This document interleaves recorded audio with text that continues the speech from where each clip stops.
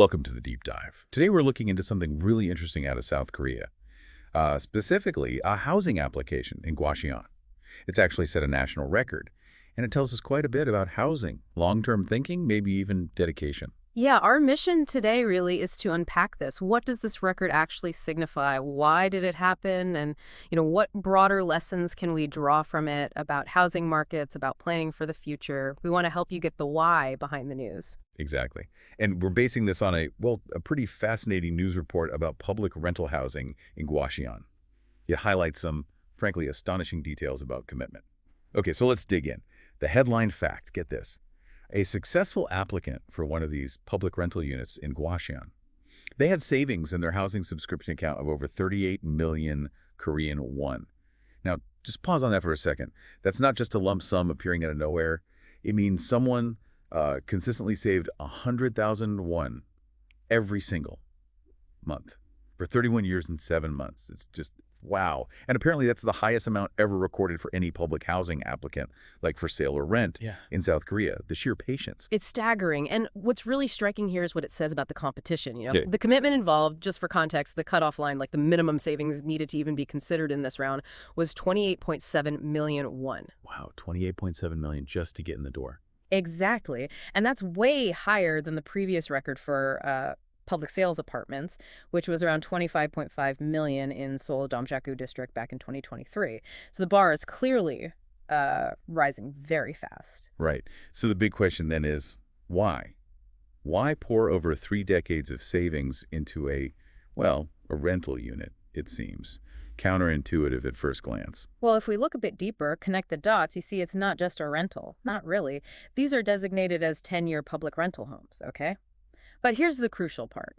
They come with an option to convert to private ownership after that 10-year lease is up. Ah, okay. So it's more like a pathway to owning. Precisely. It's a stepping stone, a strategic move to get into home ownership in a, let's be honest, very desirable area.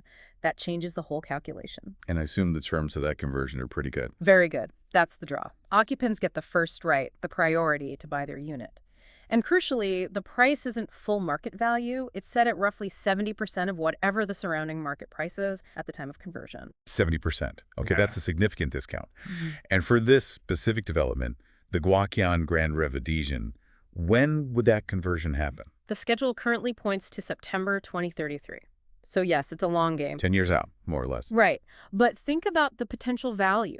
To give you a concrete example, nearby, there's an apartment complex called G, an 84 square meter unit there, same size as these rentals. It traded for 1.73 billion, won just this past May. Billion with a B. 1.73 billion. Yeah. So imagine getting a chance to buy a similar property maybe 10 years from now at a 30% discount on whatever the market value is then. That kind of potential equity game is, it's huge. No kidding. That makes the 31 years of saving make a lot more sense.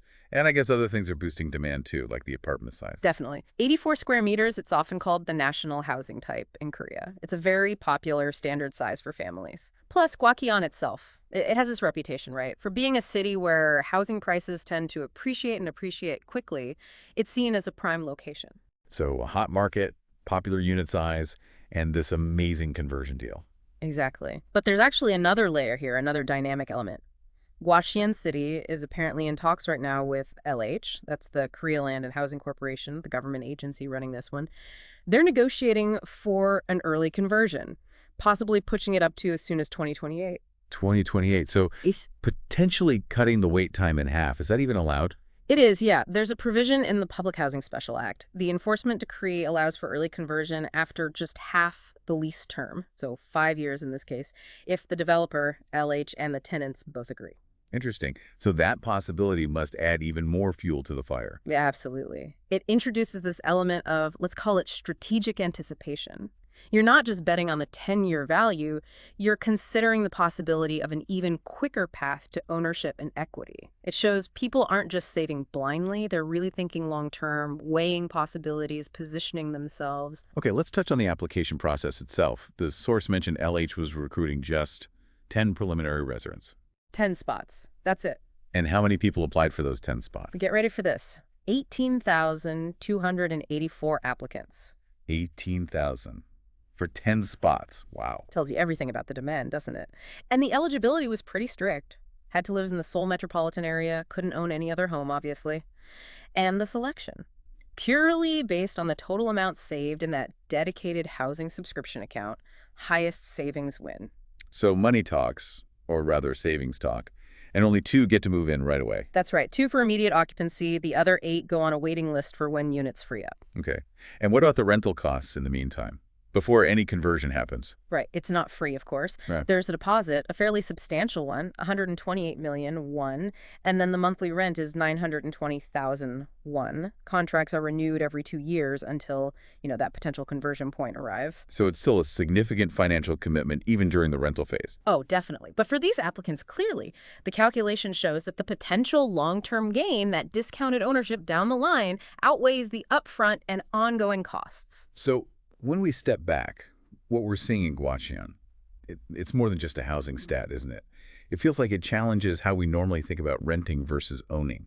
It's like this blend of public policy, extreme financial discipline, and market timing, creating this unique long-term path to building an asset, almost like patience as an investment strategy. That's a great way to put it, and it does make you wonder, doesn't it? Consider what this says about affordability or opportunity in these super competitive markets. Is having the stability and foresight to save meticulously for 5, 10, even 30 years. Yeah. Is that becoming a new kind of advantage, maybe even a form of privilege? Mm. And if it is, what are the implications for, equitable access for people who can't play that long game? It's a complex question. It really is something for all of us to think about. The sheer level of planning, the value placed on that future potential. It's quite extraordinary, really, how people adapt and strategize when an opportunity like this presents itself, even years down the road.